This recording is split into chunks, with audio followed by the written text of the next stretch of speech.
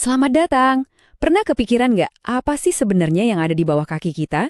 Hari ini kita akan jadi detektif tanah.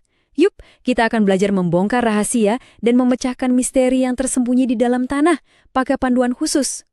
Pertanyaannya simpel, tapi jawabannya nggak gampang. Coba bayangin, di bumi ini ada jutaan jenis tanah. Terus, gimana caranya para ilmuwan bisa membedakan dan ngasih nama ke semuanya secara sistematis? Ini bukan cuma soal ngasih label loh, ini beneran kayak mecahin teka-teki ilmiah raksasa.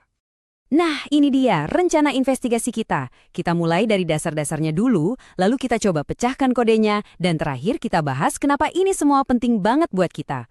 Oke, langsung aja kita mulai. Setiap detektif kan butuh petunjuk ya kan? Nah, di dunia ilmu tanah, petunjuk utama kita itu namanya horizon dan sifat diagnostik. Ini tuh semacam barang buktinya.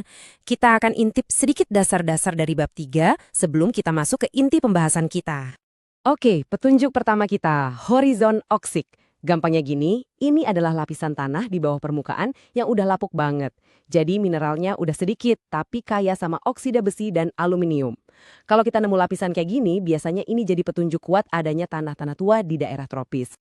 Petunjuk penting lainnya, sifat tanah andik. Nah, kalau yang ini erat kaitannya sama material vulkanik, kaya dari letusan gunung berapi. Jadi, kalau kita nemu sifat-sifat ini di sampel tanah, wah, ini petunjuk kuat banget kalau tanah itu asalnya dari abu vulkanik. Jadi intinya begini, keempat karakteristik ini, horizon, sifat, bahan, plus suhu dan kelembapan, ini tuh ibarat sidik jari unik dari setiap tanah. Inilah bekal singkat kita dari bab 3 yang kita butuhkan. Oke, sidik jarinya udah di tangan. Sekarang kita butuh buku panduan buat ngebaca semua petunjuk itu. Nah, disinilah kita masuk ke inti pembahasan kita hari ini. Bab 4 yang akan kita bedah sampai tuntas. Kutipan ini keren banget karena langsung ngasih tahu prinsip dasarnya. Sistem ini dirancang supaya kita nggak perlu nebak-nebak. Ini semua soal proses eliminasi. Kita cuma perlu ikutin alurnya secara sistematis dan pasti akan ketemu jawaban yang tepat. Nggak ada drama, cuma logika. Sistem ini kerjanya kayak corong atau piramida terbalik. Kita mulai dari kategori yang paling umum dan paling luas, yaitu ordo. Terus, langkah demi langkah, kita persempit sampai ke yang paling spesifik, yaitu seri. Persis kayak detektif yang ngeruncingin daftar tersangka satu persatu. Oke, teori cukup. Yuk, kita coba langsung praktekin. Anggap aja kita punya sampel tanah misterius nih. Langkah paling pertama kita adalah buka kunci ordo tanah. Kuncinya, ini selalu dimulai dengan pertanyaan ya atau tidak. Simpel banget kan? Tes pertama kita. Apakah tanah kita punya permafrost itu loh, lapisan tanah yang beku permanen dalam jarak 1 meter dari permukaan? Ya atau tidak? Nah, lihat deh tabel ini. Strukturnya itu persis kayak flowchart.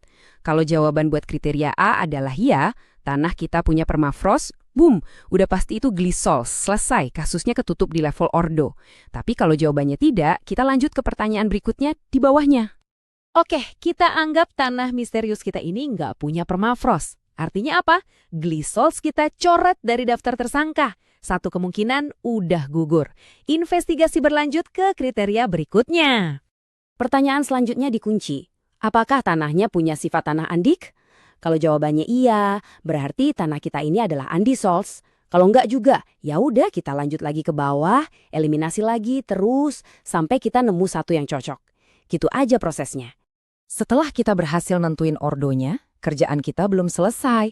Proses eliminasi yang sama persis kita ulang lagi, tapi sekarang pakai kunci buat subordo, terus lanjut ke grup, lalu subgrup, sampai kita dapat klasifikasi yang super spesifik.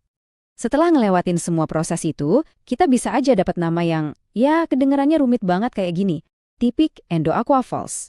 Kelihatannya bikin pusing ya, tapi tenang, setiap suku kata di nama ini punya arti dan menceritakan sebuah kisah. Dan inilah kerennya sistem ini. Namanya itu sendiri adalah rangkumannya. Yuk kita bedah bareng. Alphys itu dari ordo Alphisols. Aku dari kata aquik artinya sering jenuh air atau basah. Endo artinya kejenuhan airnya datang dari bawah. Dan tipik berarti ini tuh contoh yang paling khas dari subgrupnya. Jadi satu nama panjang ini benar-benar kayak laporan lengkap kasus di tanah. Keren banget kan?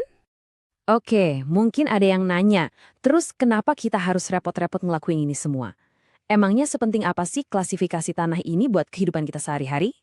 Intinya begini, Dengan kita tahu klasifikasi sebuah tanah, kita bisa memprediksi perilakunya. Kita jadi tahu, oh tanah ini cocoknya buat pertanian. Atau, wah yang ini jangan dibangun perumahan, rawan longsor.